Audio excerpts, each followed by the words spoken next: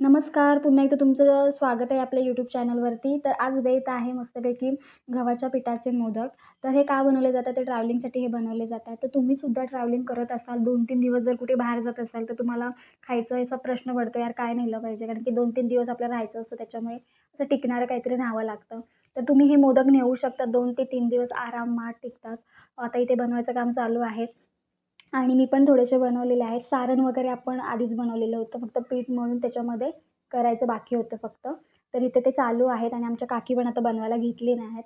आता हे जे मोदक आहेत ना, 2 ते 3 दिवस आरामात टिकतात आणि चवीला पण खूप छान लागतात. कसं एखादा पदार्थ जर शिळा होत असेल, शिळा झालेला असेल, तर चवीला खूप छान लागतो.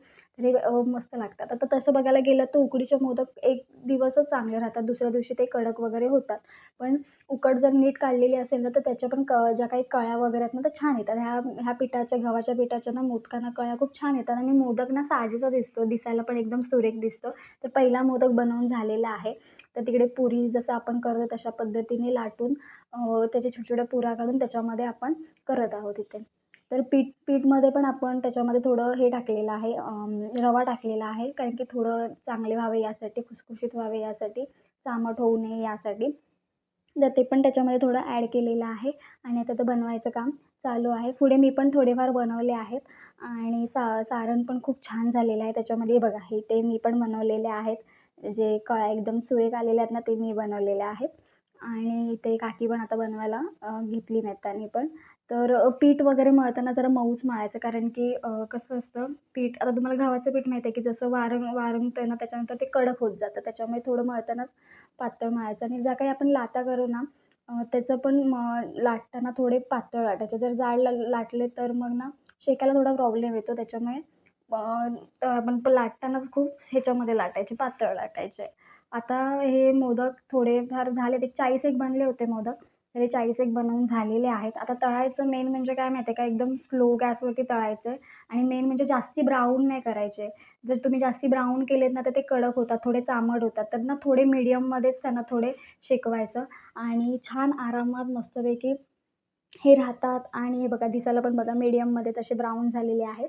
तर तुम्ही सुद्धा बाहेर कुठे जात असाल, तर नक्की हे मोदक वगैरे करून तुम्ही खाऊ शकता आणि मेन म्हणजे एकदम पौष्टिक आणि चवीला पण एकदम मस्त आणि मोदक कोणाला नाही आवडत, सगळ्यांनाच आवडतात. तर तळणीचे पण मोदक खूप छान लागतात. तो व्हिडिओ जर तुम्हाला आवडला, तर नक्की लाईक करा, शेअर करा आणि सबस्क्राईब करायला अजिबात विसरू नका आणि जे खाली हाय बटन आहे, ते दाबायला तर अजिबात विसरू नका. तर इथे बघा असे थोडेफार आपण म्हणजे असे ब्राउन थोडे केलेले आहेत. जास्ती पण नाही केलेले. त्यामागचं कारण मी तुम्हाला सांगितलं, की ते चांबट होतात खूप जर तुम्ही ब्राउन केलेत तर. मीडियममध्ये करायचे.